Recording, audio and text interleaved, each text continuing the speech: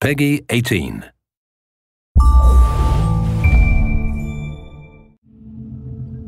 Hi there, my name's Jamie Keane, I'm the lead game designer on Far Cry 3, and this is Mark Thompson, I'm the level design director. So what we're going to show you today is we're going to show you a run through. So you find yourself to begin with in Amanaki Village. Now this is one of the hubs in the game. It's kind of a friendly area where you can rest, recuperate, you're going to feel a bit of the life of the world, but you're never under threat here. You can also do things like you can go to the store and buy new weapons and things like that, but it's basically your safe haven in the world. I was out hunting this morning, got lucky. So at this point, if you look at the mini-map, it doesn't have a lot of useful information on it. Actually, it's almost entirely useless, apart from the radio tower icon you can see there. Whenever you get to a new area of the world, the map will look like this. So the first thing you need to do is find the nearest radio tower, which is generally a visible landmark on the horizon. And then you need to head up there and take off the GPS scrambling device, which Vass and his pirates have put there. So they're always going to be pretty much in high places in the world, areas that you're going to find easy to see. We wanted to make it a slightly different challenge to the rest of the gameplay. A lot of the gameplay in the world is combat oriented, whereas this we wanted to make much more of a kind of a jumping puzzle.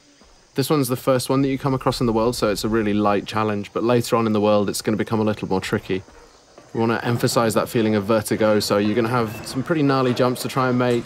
You're going to hear the wind kind of rattling through this thing, you're going to hear it creaking. So later on it becomes much more of a challenge, but for now this is a pretty easy one. It's a fairly straightforward route straight up to the top. Yeah, but I mean the level designers did get a little bit mean with the later ones. More than a little bit, I'd say, yeah. Some of them, but in a good way. It's a good job they don't do anything like put their names in the credits so everybody knows who they are. You can't find people on the internet like that anymore. No. Alright, so you can see a bit of the size of the scale of the world. We're showing about 1/20th of the world in this demo, so you can just take a little bit of a look around and you can see the kind of the overall scope of the game as a whole. Everything you can see in the world you can get to at any time, and you can explore, and when you get there the world will reward you for doing so. It'll be fun. With these reveal sequences we want to show you a little bit of the world, some sort of suggestions on areas where you can go to explore afterwards. If you take a look around in the horizon as well, you'll see these kind of black smokestacks. Now these are the outposts that are scattered around the world. They're probably your best next step. So you can see the big red areas on the map. They dictate that the pirates control this part of the world. So when you move around the world, you might be ambushed, you might come across roadblocks as you're driving around. But what you can do is, if you head to the outpost, you can actually take it back and claim this part of the island as your own, well, as yours along with the rebels, the Rakyat. So gradually as you move through the world, you end up kind of cleaning the map. And taking it back for the locals, which in turn makes life easier for you as you move around. Right, so we spotted a couple of goats. So we're going to kill the goats with extreme prejudice. That was quite unfriendly, I thought.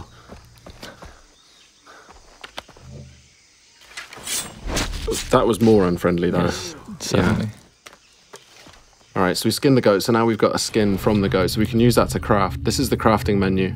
And in here you can see all the different things that you can use animal skins to craft. Right now we're going to go and we're going to craft a weapon holster, which is going to let us then carry 4 weapons. The loadout that you have in this demo is a little bit, we kind of cheated slightly just so that it was more fun to play for the demo, but normally you would have to build up from pretty much nothing. You know, you start off in the world and you start off like Jason starts off in this world. You know, he's this young 25-year-old guy without much of a clue, and he's kind of got a gun and nothing much else, so there's a parallel there between the way that Jason starts in the world and the way that you start in the world. Again, the locals need the help of a plucky young hero. Jason hears the call of duty and sees an opportunity for a Medal of Honor, so he heads out into the battlefield to try and resolve the crisis in uncharted territory. And it's kind of the borderland between a series. Alright, so we're here at the outpost now. Now we've got the camera out, which is going to give us a kind of a bit of a chance to look around and spot some enemies, tag them so we can work out a better route, a better path. This is one of the things that wasn't part of Far Cry 2 really, but It was a cool feature in Far Cry 1 that we liked, so we brought it back. And these outposts as well, they're going to really change the feel of the world. If you take them out, then you control the area, and then the Rakyat are going to move in. It's no longer going to be enemy controlled, it's going to be friendly controlled, so it's much easier for you to move around in the world. But you've got to take it out first. And one of the things you want to avoid is getting these guys to set the alarm off. So you can approach it just all guns blazing, or you can charge in and well, not charge in fact, but take it a bit easier and try and do more of a stealth route. Spot the guys first, try not to get spotted. If they do spot you, they're going to run for an alarm, so you want to stop them setting that alarm off.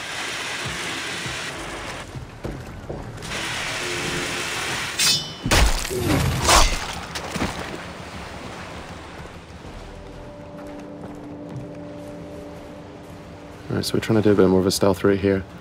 Got to be a bit careful. That white line you can see there is a detection meter. If that fills up, they're going to spot you and then combat's going to start. So we've used a rock there to distract that guy, so he's going to go and check that out, and in the meantime we can go off and head off around here and do a death from above. Okay, so he's now alerted. So these guys, you can see he's heading over for the alarm there.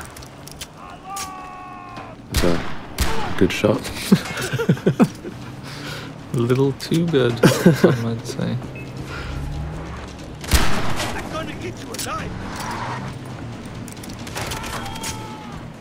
Alright, so it's all kicked off now because they can hear you. So this is the thing. I mean, once you do go weapons loud, the world reacts to it, and the world's going to come and find out and see what you're up to. And it's not just the guys in the outpost. If there are any patrols that are moving around the area, like boat patrols might come in from the ocean, or any guys driving along the roads nearby, they're going to hear gunfire, and they're all going to be attracted. Another good shot there, I think. If a little too good. Yeah. Could you just shut the alarm?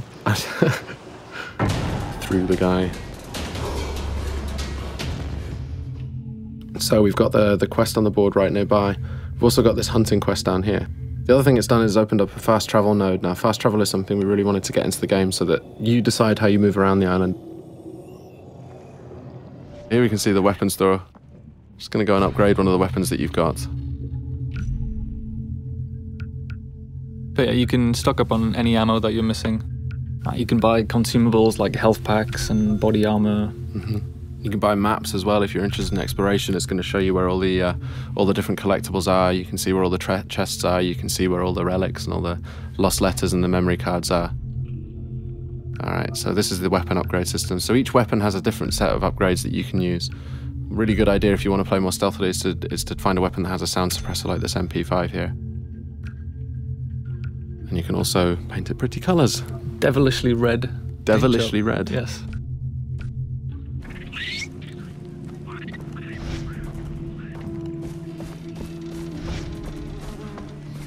Alright, moving up to take this quest, which is just on the board over here.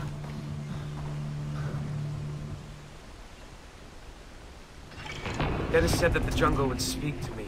So the villagers in Amanaki have had some problems with local bears. They've been killing them, I guess. That's the problem they've had with them. They've been dying by bear. And the thing with these as well is we want to add a sort of a gameplay challenge as well. So it's not just going to be a question of getting in there and shooting them, however, but we want to add a little bit of a challenge in terms of the weapon that you can use. So this one you've got to use a shotgun to take these bears out. You've also got to find out where the bears are. So you've got that 3D objective marker, sorry. You can use a knife as well. Oh yeah, you can use a knife too, yes. But, yeah. Knife versus bear. It's a bad life choice. Always a good choice, always a good decision. Alright, so we're coming up on the quest location now, so we've got to go and pick up a shotgun. And you can see on the minimap we've just dipped into a new undiscovered part of the world. So if we didn't want to go kill these bears, we could head off to that radio tower and unlock a new section of the map and unlock some new side quests and things to do. But right now we're going to go and shoot bears. In the face? No, well I decided not to go within the face because... That would be too efficient. It would be. But there we can see it. Alright, now, bears can take a lot of punishment and they pack a real punch, as you can see there. When you get hit by them, you really know about it. I've seen it go a lot worse than that. Definitely. Well, that's the thing, because you feel all confident because, you know, they're not closing very quickly and then suddenly knock you over. Yeah. Alright, so we're into the cave now. And this is it's a whole new dimension, I guess, that we added to Far Cry, is lots of interior spaces. There's something that the tech couldn't do back in Far Cry 2, so it's something we added, so you'll have lots of... and it just adds lots of interesting avenues for exploration. Lots of cave networks, tunnels underground, old mines, old temples. And there's always something to do and find down there. It's true. And you have a flashlight as well, so you can see where you're going. Indeed. Adding other dimensions, really. Gonna interplanar experiences. Yeah, I mean, physically and metaphysically. So we added Hell and Rylea. Yeah. In the last area, we headed to the radio tower first so we could figure out the lay of the land and decide what to do next. But in this instance, we just sold the smokestack and headed straight for it. And there's no order that you need to do anything. No, I mean, you don't have to do any of these things if you don't want to. It's just going to make it more difficult to... Oh, I think I heard a tiger. Ah, yes. That's kind of forced the hand on the stealth issue there a little bit, I think. Yes, a little too close to the outpost there. Explosive arrow. But they don't know quite where you are yet. They just heard the gunfire and they come and investigate. Oh, and this is the best explosive arrow ever. Great. I know I'll start a fire. So you can see there we used a few different types of arrowhead. They're actually craftable items. So you're not just stuck with the bow is a super cool stealth weapon for long-range kills, but you can also go craft fire tips and explosive tips, so you can be more versatile at long range. But it still stays stealthy even if you've got those kind of like more full-on arrowheads on them. Stealthy explosions. Yes. Stealth explosions.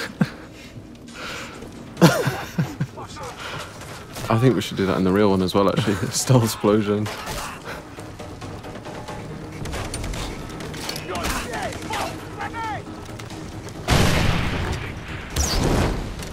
So yeah, this one, when the stealth thing went out the window, I think it was just all guns blazing. Oh, and the alarm's been triggered as well. Great.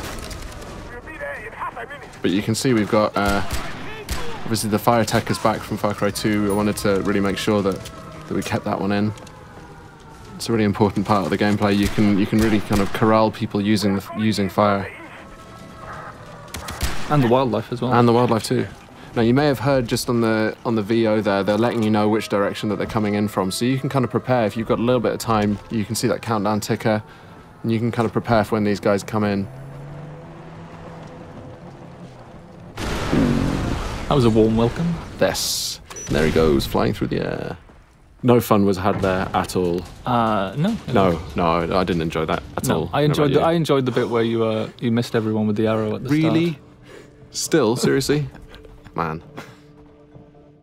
And that's the end of the walkthrough today. So thanks very much for listening in. Far Cry 3 is coming out on Xbox 360, PS3 and PC. Looking forward to seeing you guys out there.